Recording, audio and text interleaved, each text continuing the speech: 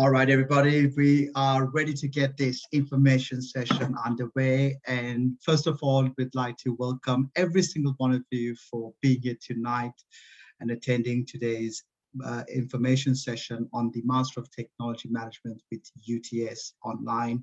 Before we begin, I would like to acknowledge the Gadigal people of the Eora Nation, upon whose ancestral lands our city campus now stands. I pay respect to the elders, both past and present, acknowledging them as the traditional custodians of knowledge for this land and as people of great ingenuity and innovation. In this webinar, we'll be sitting down with our Technology Management Academy team to talk about the future of tech-driven organizations, the skills that employers are demanding in this space, and how our UTS Masters of Technology Management can accelerate your career into leadership. Let's take a look at your webinar controls before we begin. You'll be able to use the chat function where you will be able to ask potential questions at the end of the session and get our academic team to answer them in turn. So if there is anything specific that you require throughout the session, please feel free to address them in the Q&A box below. Excellent.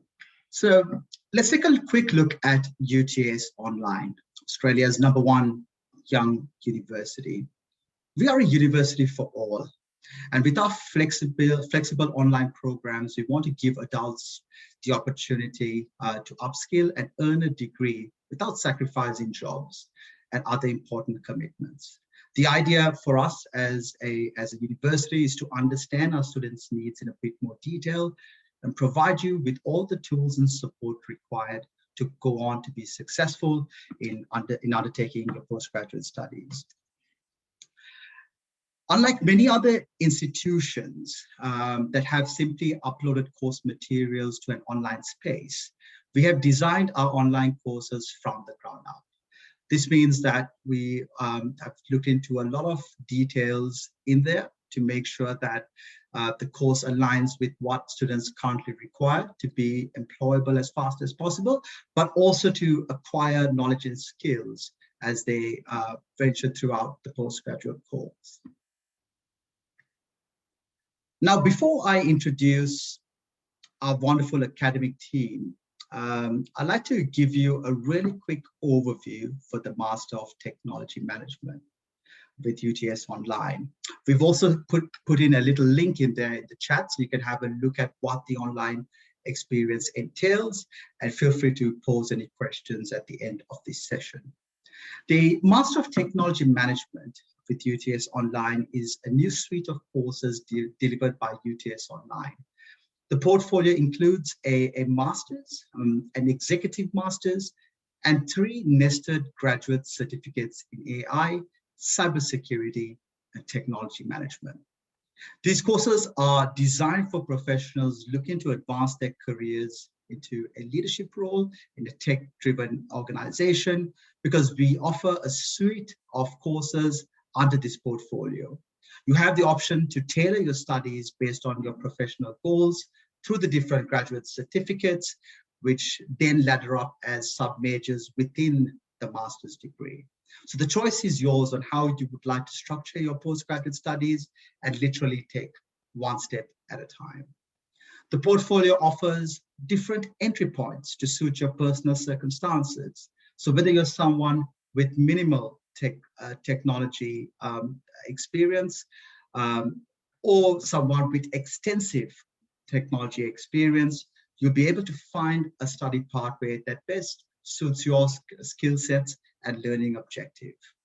We're now going to hear more from our lovely course director and academics about the portfolio, including what makes it different and how it can prepare you for the skills to becoming a leader within the technology industry. So before we get into the topics and questions, let's meet our academic team. Dr. Valerie Gay is our course director. Dr. Valerie, welcome and thank you so much for being here today with us this evening to discuss the course in a bit more detail. Could you please introduce yourself to our students and explain your road to becoming our course director, and what is it about the technologies that makes you so passionate?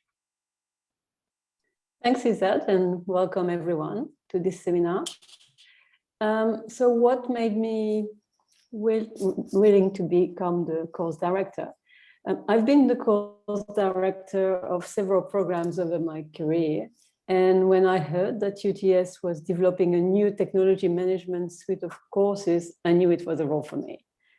It reflects my journey where I started as a pure IT specialist from my undergrad till my PhD in internet networking.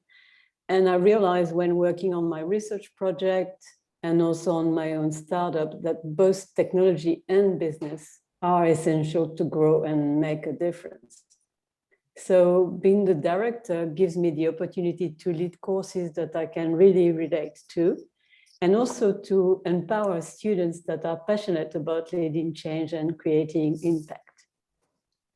I'm also passionate about how technology can have an impact on society. My current research is, for example, about empowering elderly using gamification, and also work with data to help people with disability having better access to services in the city.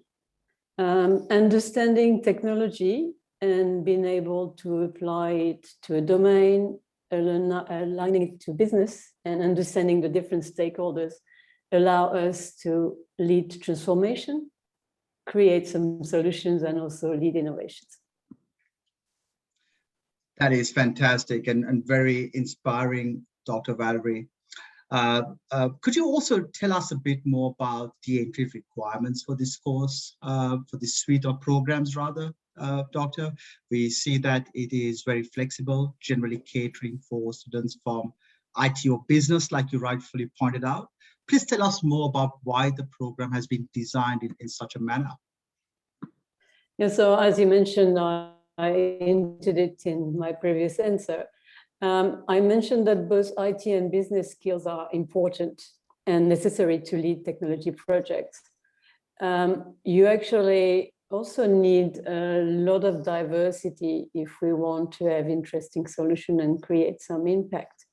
And that's why we have created pathways that are made for exec people or people with a business background or IT students. And when you do this, the master's or the graduate certificate, you are building on your strengths and you learn the other part. Excellent, Dr. Valerie. Thank you so much for sharing that with us. Now, it's a perfect opportunity, I guess, to meet some of our wonderful academic team that work alongside Dr. Valerie in making this program a success. And without further ado, I'd like to extend a very warm welcome. We have Dr. Priyadarshi Nanda. Priyadarshi, can you please tell us which subjects you will be designing and teaching? And what are you most excited to share with students as an academic?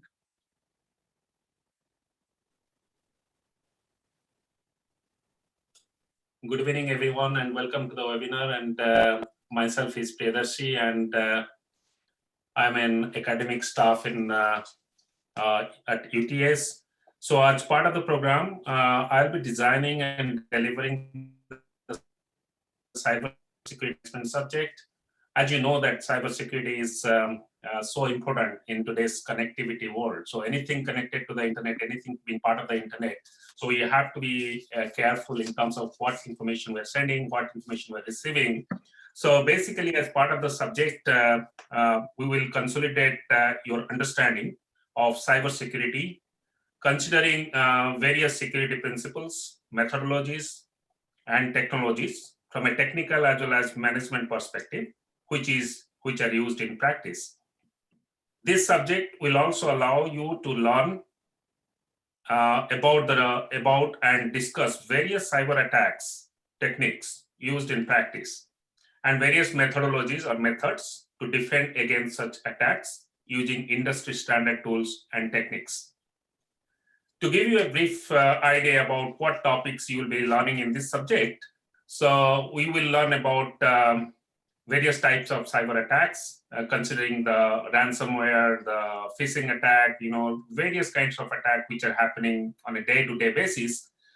Going from there, we will learn about web security. How do we actually perform secured online transaction, secured hosting of information, firewalls, intrusion detection systems, along with various security services which uses confidentiality, integrity, and authenticity, or which is called CIA standards within the cyber domain. We'll also learn about the technologies involved with VPN, such as IPsec, SSL with secure transaction, and PGP with email, and SMIME or secure MIME. So there is a variety of terms and technologies we will be learning in this subject. Thank you, Dr. Priyadasi. That's a very exciting specialization as part of the course. It makes me want to enroll in it, if I'm being honest. Second, I would also like to extend a very warm welcome to Dr. Thurston. Thurston, we would love to hear about your work on the management board for the UTS Center in Persuasive Systems for Wise Adaptive Learning. Can you tell us about the importance of understanding the social implications of digital transformation for future leaders in the tech space? Yes, I can. Thank you very much and welcome as well. I guess, yeah, as you mentioned, if you're excited about technology, sometimes it's easy maybe to forget about the wider implications of this.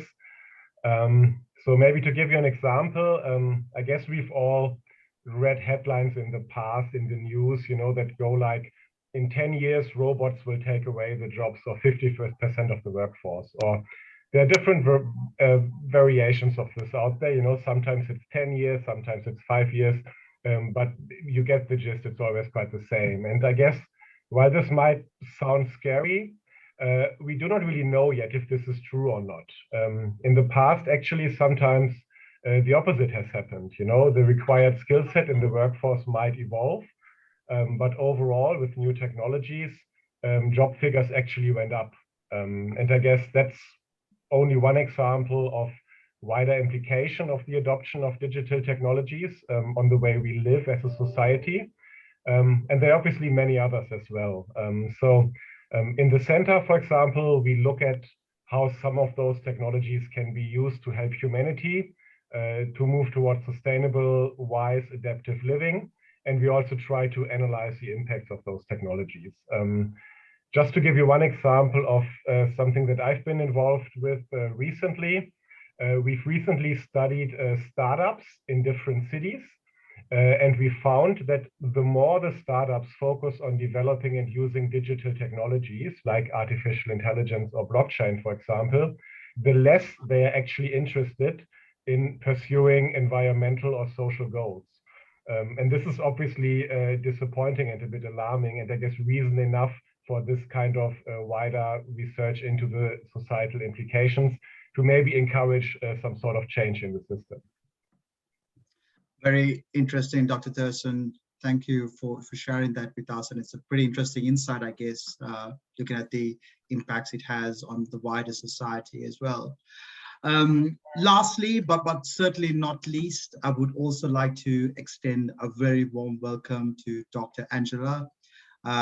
You have recently developed a micro-credential course on data analytics for cybersecurity, if I'm not mistaken. Doctor, what will students get out of the grad cert or a full master's program that cannot fit into a micro-credential? Thank you for the question. Hello, everyone. Nice to meet you here. Let me answer the question first with the conclusion. The students will definitely get more out of a graduate certificate or a full master program than micro-credentials. And here I list the reasons. So micro-credentials focus on special topics, which are chunked into small, easily digested pieces. So micro-credentials only access one specific techniques or skills. while graduate certificate or master programs provides a more systematic knowledge architecture, which covers different aspects for the professional field.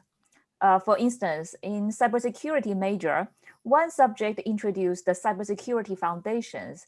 One subject introduced the techniques in artificial intelligence for cybersecurity analysis. This is similar to the micro-credentials or data analytics for cybersecurity, but the assessment is will be more comprehensive. And one subject in the program introduces the data visualization, because this is also the very important part of how you can report and visualize the analysis results outcome for the cybersecurity. And also one subject introduced the laws and ethics, which also contribute the main part of the cybersecurity. So the assessment in these subjects are more comprehensive and better prepared you to tackle the authentic problems in real workplace. So if you already know what kind of a technology you want to learn, you can choose micro-credentials because this is really focused and targeted. But if you don't know how to improve your career or upgrading with the most recent technologies, a graduate certificate or a full master's program will be the best option. So that's all my understanding. And I hope you can find the best suit for you. Thank you. Excellent, Dr. Angela. Thank you very much for sharing. And that's probably, something that really makes this course stand out, doesn't it? With the type of content that we have in particular. Talking about content and the course in particular, there's a lot of research that really goes on behind the scenes, ensuring that the course is in alignment with a lot of industry requirements. So as you will see on this slide, the research on industry, we've identified a few trends that are key to shaping organizations. So on the topic of merging technology, looking at functions and why organizations finding it quite challenging to adapt to AI methodology, can I pose that question to you, Dr. Thurston? Why do you think organizations are currently finding it as a challenge to adopt to AI methodology? Yeah, thanks. Disappointing maybe, but obviously there's no simple answer to this, of course. In general, I'd say companies certainly find this challenging, and I guess there's different reasons to this. So we can maybe start off by saying change processes in general, they don't need to involve new technologies, are always challenging. And I guess if you then include a change towards a new, daunting, sometimes maybe only partly understood technology into this, it becomes even more challenging. So I guess that's easy to understand. And to make this change process successful somewhat, it's really important, I guess, to have the whole organization on board. So that means disseminating knowledge about the impacts of this change through to the organization. So it's not enough when only the top management is briefed about this. And we've actually run surveys in companies to confirm that. So the dissemination from the top management levels through to the company is really a key factor if you want to make these change management projects successful. Another reason might be it's expensive, I guess, right? For proper implementation, some spending might be necessary. For example, developing some sort of proof of concept of your AI methodology to explore the capabilities of what's possible. And that doesn't always come with an immediate opportunity for return on investment, right? So before doing that, you might even have to find areas in your business that can be structured in a way that the problem you've identified can be addressed by the artificial intelligence or the new technology that you're seeking to implement. Is enough data available? Do we have enough structure that can be learned by the algorithm, etc., etc. Also asking the question if AI is expected to provide a better and not only a more expensive solution than maybe, for example, some existing approaches as well. So overall, I guess, while AI capabilities are progressing rapidly, businesses still need to identify a business case first. And I guess it is becoming easier nowadays, and more help and standard solutions are available, but it's still a very difficult process for many companies. That's a fantastic insight, Dr. Thurston, and some very useful, I guess, tips and information about what's happening out there in the industry. And, you know, one of the reasons why I think the units that we cover really does touch on a lot of that to some extent, especially identifying needs of businesses. Speaking about, you know, being able to utilize a lot of these skills while studying, I guess, I'd like to touch a bit about the two main units that make up this course. And this would be the project design and the project application units in particular. So who better to answer this than Dr. Valerie herself? What do you think the capstone subjects in the master's program, which is again the project design and project application units, how are these subjects incorporated with some of the points brought up by Dr. Thurston, which was mentioned previously, Valerie?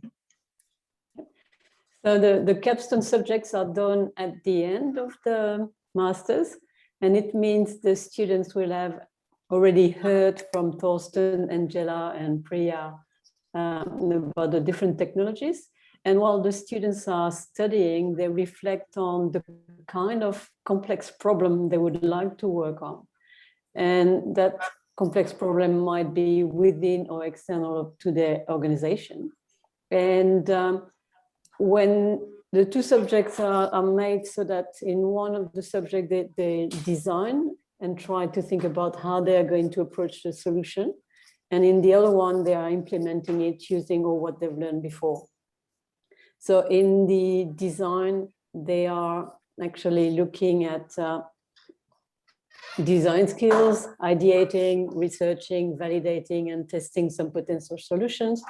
And in the project application, they really put it in practice and make sure they can evaluate what is the value and impact, again, different benchmarks that they would have learned before. Both the subjects are equipping the students with the soft skills and the skills you see on the slides now needed in the workplace, and they integrate and communicate the outcome of those.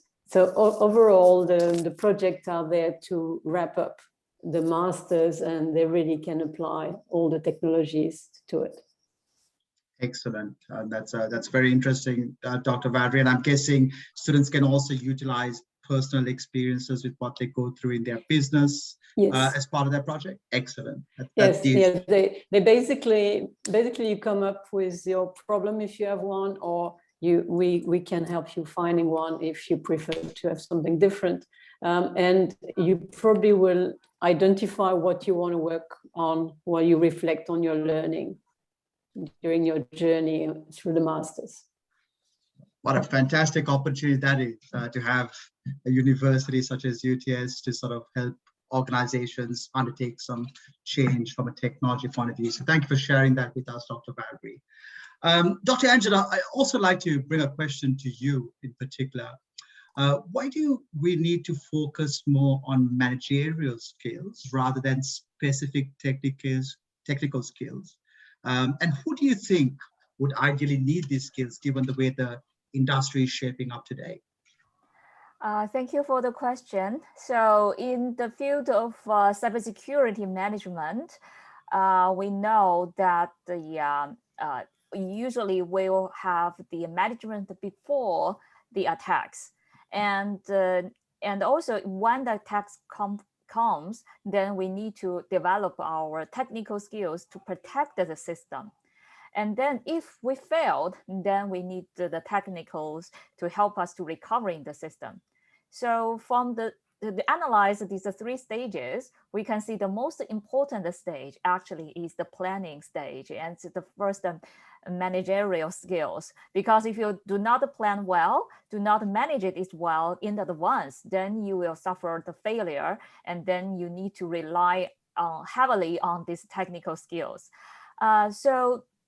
This is, but the good management not only requires to be aware of this new technical trend, but also they need a comprehensive capabilities, such as the ability to risk analysis and the communication skills, teamwork.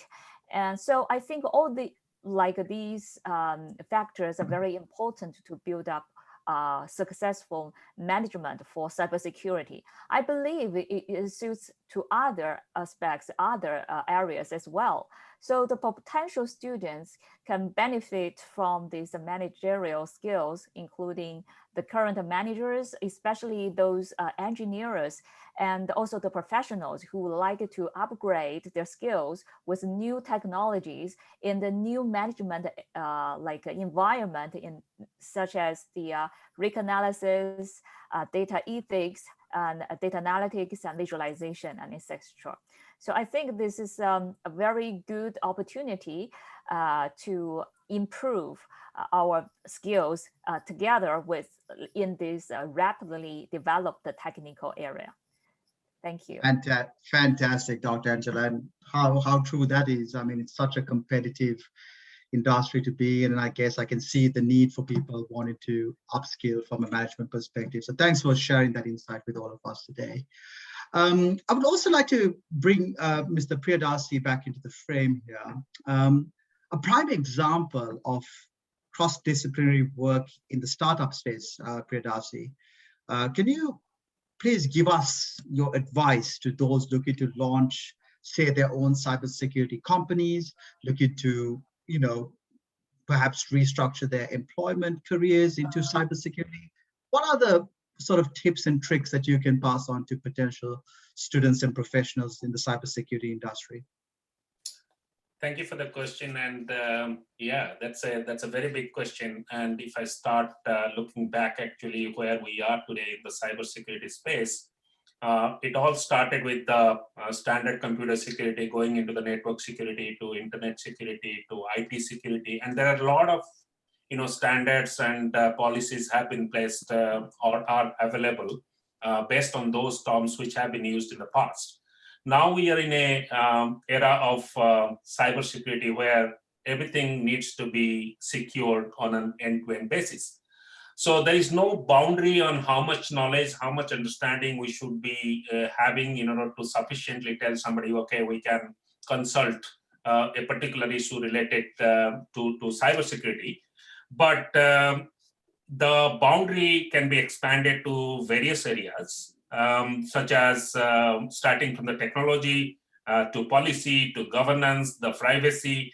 So the reason of all these things play a crucial role because the attackers are very sophisticatedly launching the cyber attacks. So if we take every day, there are hundreds of attacks which are happening in the university sector, in the company, in different industries, anything connected to the internet. So understanding those kind of attacks and updating the knowledge on a timely basis on those kind of attacks is highly important.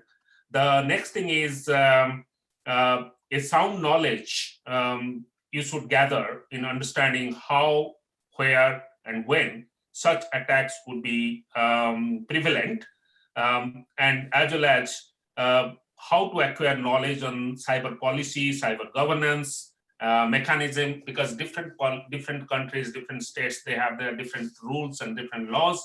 So it is very important to understand. And giving you an example, the Australian Information Security Commission, so which is basically, they have the data privacy law, data breaching law, and similarly, if you go to the Europe, so you have the GDPR. So understanding all these terms, technologies, and where to apply, and in what situation actually we have to act in which way is very, very important. So understanding them is very, very important before you start your own consulting firm. Thank you.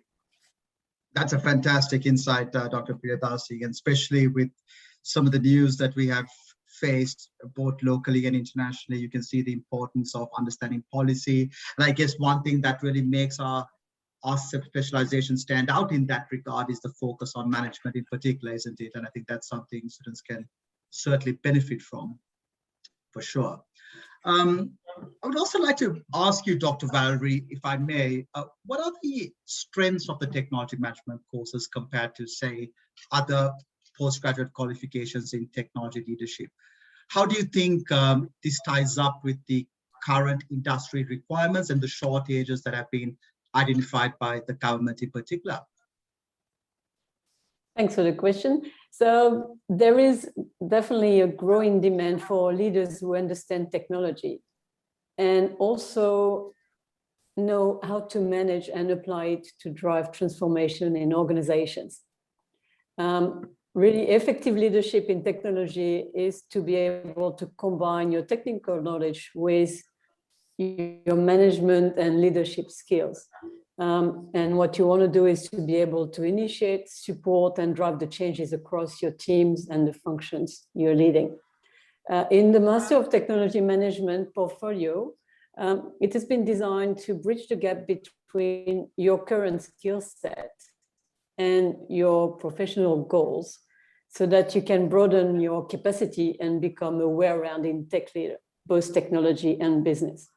And in the Masters, you have the options to tailor your learning based on your own professional goals through graduate certificates, sub-major in the Masters, and through elective units. We actually have a lot of optional subjects you can choose from depending on what you want to learn, and also it allows you to tailor your experience. So if you have experience working in business, you can focus on building your technical capabilities, strategic understanding of the technology and leadership skills. If you are more an IT person or you are more in technical roles, you might want to focus on building your enterprise, leadership, and soft skills. Our courses are also flexible on your entry and exit pathways. And you can build the learning pathway to be short or long. And you can enter through a graduate certificate, do a diploma, and finish with a master, or stop at any point. You even have an accelerated master's. So for example, if you have no undergraduate degrees, but you have sufficient work experience, you may enter the grad certificate in technology management and then articulate and complete the master degree.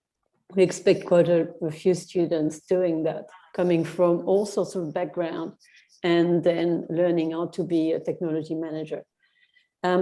Also, another example is if you're experienced in technology roles and you want to build specialty, you might want to do a lot of cybersecurity or a lot of AI, and you can do those in the grad certificate in cybersecurity and AI.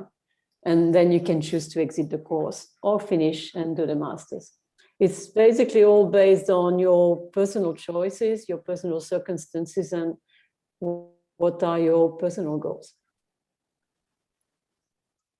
Thank you very much for sharing that insight with us, Dr. Valerie. That is fascinating. And just to add to that as well, like if there are any specific requirements that you have, and given how open, I guess, the course is, isn't it? That's what we take away from it. Given how open the entry requirements are, it's always advised to schedule a quick one-on-one with your enrollment advisors so we can understand your needs, your credentials in terms of what you've achieved so far, and then hopefully try and nudge you in the right direction in regards to the entry requirements based on your needs.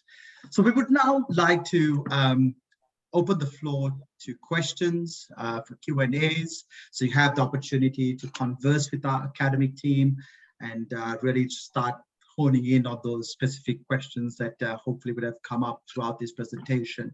So let's kick off with some FAQs and begin answering the questions coming through the Q&A box. So feel free to enter them there down on the screen. So the first question I've got here, and I guess I'll throw this question to Dr. Thurston, if I may. My understanding is that the business analytics course and AI both deal with relationships between variables. So what is the difference between business analytics and AI? Okay, thanks. Good question. And I guess what you just mentioned is certainly true. They both deal with variables. So that's, I guess, certainly a good starting point to try to distinguish between them as well. So I guess while the two, so business analytics and AI, are very heavily intertwined, especially these days, there are definitely some key differences when it comes to, I guess, both their objectives and also their origins. So to start simply, maybe business analytics is about using data and statistical methods to predict business performance and use that to inform your business planning to some extent. So a simple example would be, for example, to look at the number of Uber ride customers that are out there and use that to inform how the fare for the ride is changed, for example. So artificial intelligence, on the other hand, is not about business at first, right? So at first instance, artificial intelligence is about exploring the possibilities of letting computers solve problems and make decisions like humans would, right? So in most cases, that means training computers to learn from data without telling them explicitly what to do. That's called machine learning. And just to give you an example that it doesn't have to be business related, one example would be the AlphaGo AI, so the AI system that recently beat the best human in the game of Go, right? And coming back to the beginning, these days, AI capabilities are often used to fulfill business analytics goals. So an artificial intelligence algorithm could, for example, help Uber to make even better predictions from large amounts of customer data in the example that I've given initially. Excellent, Dr. Thurston. That is a very, very insightful bit of knowledge there. So appreciate that, and how much AI has, I guess, changed the world and predictive models, etc., which is fantastic.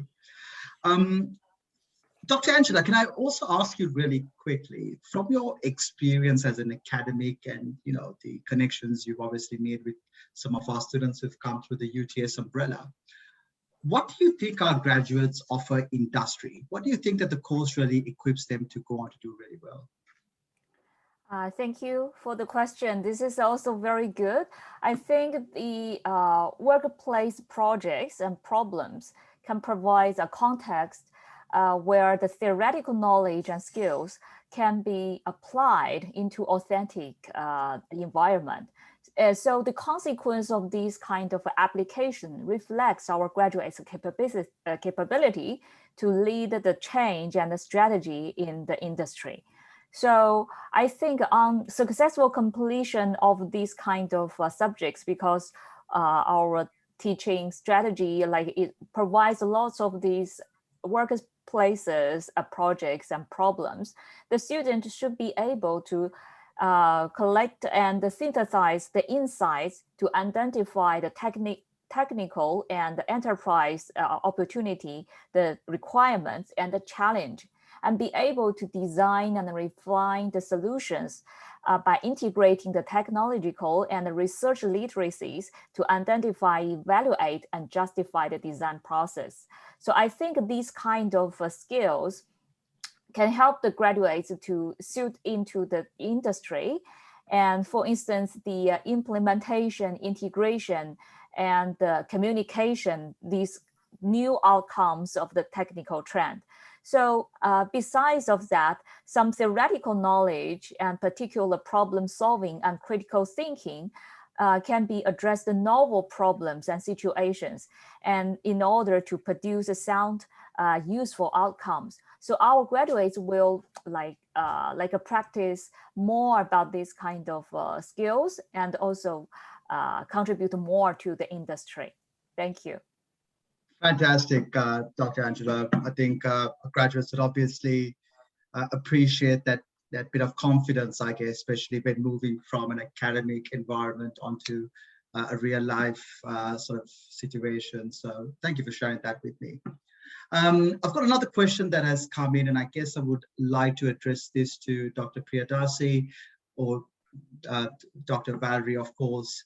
And it's a very straightforward question, and the student asks, does a student really need to have an IT background to study this course?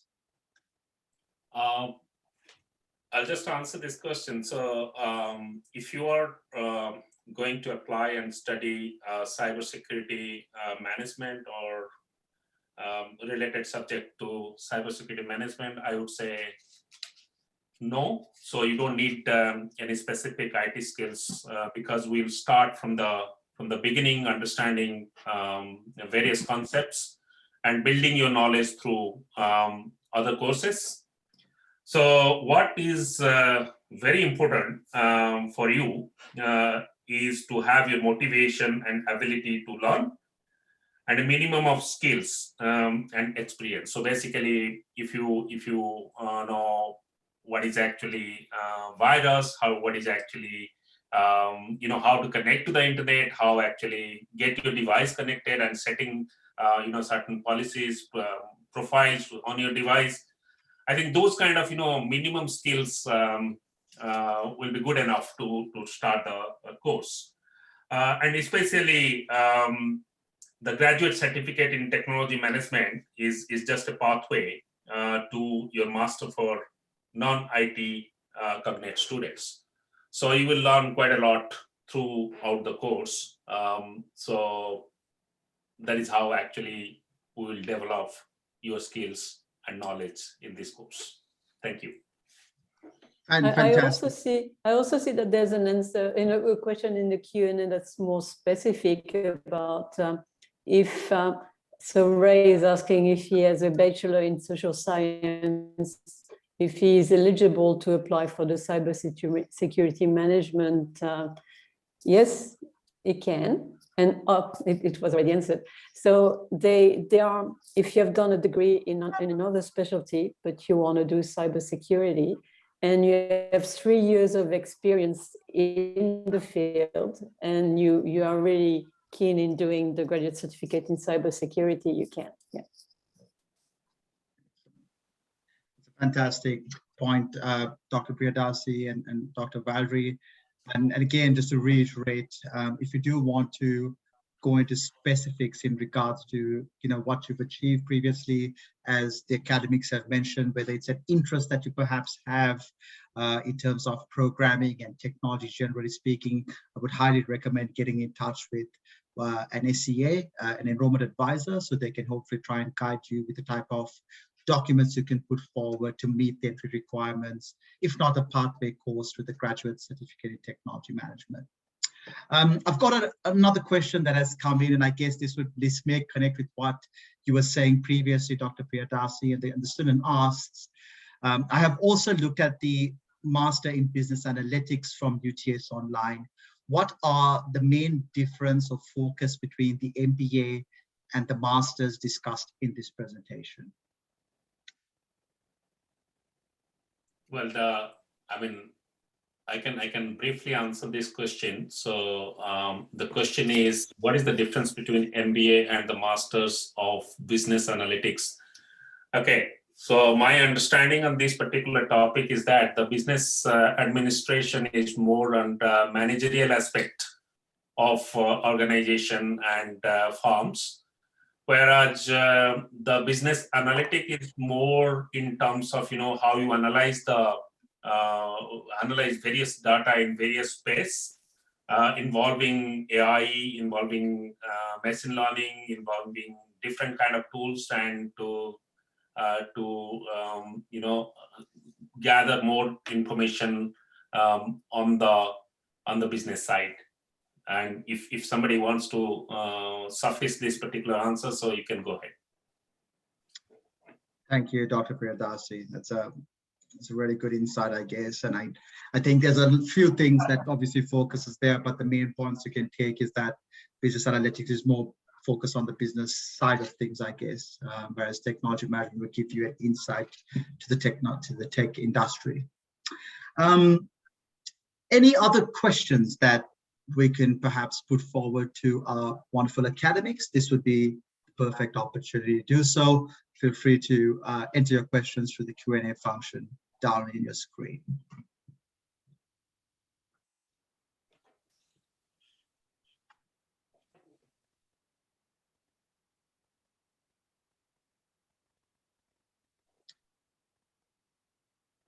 Dr. Priyadasi, I've just got a question that has come in about the cybersecurity specializations. A student has asked, if you are seeking a career within cybersecurity, how does someone cope with not having technical skills, but being able to manage within cybersecurity? So they're asking, I guess, your advice on what that would look like out in the real world, and also upon completing this degree.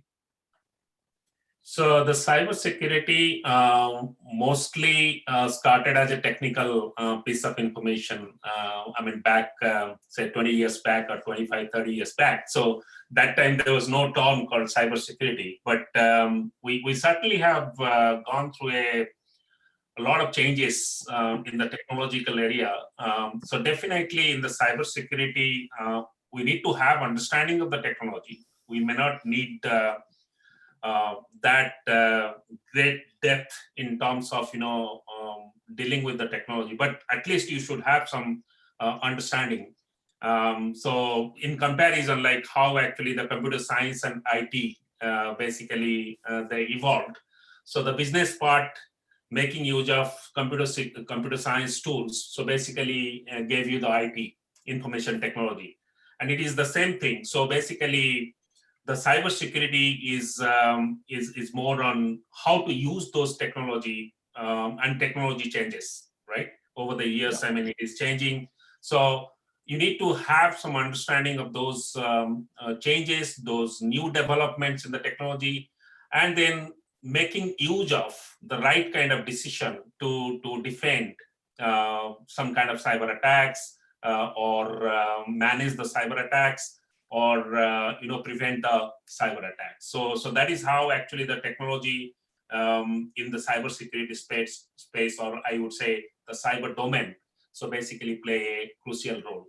But at the same time, it's not only the technology. You have to also understand the policy. Say, for example, you are working in an organization and you need to put your firewall at a specific exit point or specific points. So you need to understand which type of firewall is good enough to defend against novel attacks. But at the same time, the organizational policy, organizational management, so which basically involves with who should be allowed, who should not be allowed, at what time they should be allowed, at what time they should not be allowed. Those are all policy information. So basically, it is a mixture of technology, management, policy, and so on. So that is where actually cybersecurity fits into technology. Fantastic, Dr. Priyadasi. And can I also ask, when you look at cybersecurity as an industry, does the syllabus also cover things like penetration testing, red and blue team identifications, etc.? Is that covered as part of the syllabus too? Yes, in the cybersecurity management course, so we have one portion where we'll be talking about cyber threat intelligence and the threat intelligence and the red teaming and white teaming operation, which is basically related to the pen testing. So there we will briefly discuss about the various ingredients which needs to be looked upon while we are actually applying our knowledge and skills in those areas. Excellent, Dr. Priyadasi. Thank you very much. The questions are flooding in, so that's a fantastic sign. So please keep them coming through for a wonderful academic team to answer. The next question I have got, and I guess I'll put this to you, Dr. Valerie. What would be a difference in the Bachelor of Software Engineering, the Bachelor of Computer Science, and the Master of Technology Management? And are we going to be learning AI, cybersecurity in all three of them? Okay, so that's a complex question. There are three very different degrees. First, the Master of Technology Management is a master's. So you're working at a different level. In all of them, you can learn AI and cybersecurity, but the level of knowledge you will have and use in the technology management is quite different. So if you do a bachelor in computer science, you're learning all about the technology. If you start doing a Master of Technology Management, you also want to be able to manage it, to identify how to align the technology with the strategy of your company, with the different stakeholders around you. So you have a much broader vision of where your technology sits in a company and so on. So they are very different degrees. So between software engineering and computer science, maybe Angela, you can reply to that. Thank you. Yeah, the Bachelor of Software Engineering actually involves lots of majors. So the Bachelor of Computer Science also including lots of majors. For instance, the AI and cybersecurity, they are all just one major in these bachelor degrees. However, the main difference between these two bachelor degrees lies in the Bachelor of Software Engineering more emphasize in the practical side, and they did not put too much focus on the research side. While the Bachelor of Computing Science, they require a very solid foundation for mathematics, and also the subjects was set more towards the research oriented. So that means you need to prepare yourself with lots of mathematics as well as the research skills. So this is maybe the two different. And also the computer science bachelor degrees, they including one honors year. So in this honor year, you need to go through 3 project-based research-oriented subjects. So I think this is the difference between the Bachelor of Software Engineering and Computing Science. Thank you. Yeah. So I think in summary, if you want to be someone that programs and does basically that's AI you want to do, so AI or cybersecurity, you do the Bachelor of Software Engineering. If you want to do research and innovation in that domain, you could do the Bachelor of Computer Science. But if you want to innovate in the domain of technology within the context of an industry and you want to lead that, then you do the Master of Technology. They also take a longer time because the Master of Technology can be shorter. Excellent. Thank you, Dr. Valerie and Angela. That's certainly much appreciated, and I hope that answers your question. We've also got another question that has come in from a student, and the question reads, if I need assistance during the course, how much support or contact hours will I get from the academics on a weekly basis, or is there anywhere else I can get support from? I'm happy to take this first, and then I can pass it on to our academic team to fill in the blanks. So generally speaking, as part of your online journey with us, we feel it's really important for you to be connected at all times.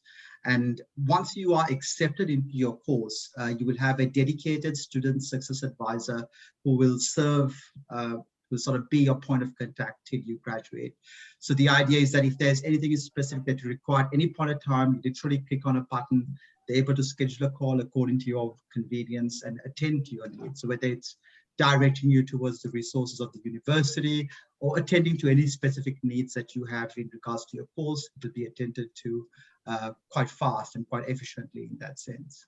And on top of this, depending on the unit, and the academics will touch on this in a bit more detail, you also do have anywhere between 3 to 5 Zoom sessions in a study period to replicate an on-campus tutorial, so that you have, you know, any specific questions that can be addressed by the admissions team, by the academics rather. Would you like to touch on that a bit further, Dr. Thurston or Dr. Valerie, in terms of the contact hours and how students can have access to you throughout their journey with us? Let's say we also have the academics that are doing research, and if you want to contact any academic that is in the field you like, you can contact all of us. There is a nice way to access all the academics, and I'm also, as the course director, there as well to help you if you need my help or to redirect you. I don't know, Torsten, if you wanted to say more about what you do in subjects. Yeah, I think that's absolutely right. I don't have too much to add to this. I guess, I mean, there's always the official set of contact hours via, let's say, a Zoom session as part of the course. And on top of that, we are all excited about the stuff we do. So if there's anything else that we can do on top of that that's related to an exciting idea or an exciting problem or case within the context of that subject, we are always more than happy to take it offline and see how we can help on top of that as well. Thank you, Dr. Valerie and Dr. Thurston. I'd also like to add that there's a lot of resources you can utilize as part of your postgraduate journey with UTS. So it's more than just picking up skills and engaging with your course. It's also preparing you for what's out there in the real world. And that's something that I think UTS does really well within the postgraduate space. So thank you. Any other questions?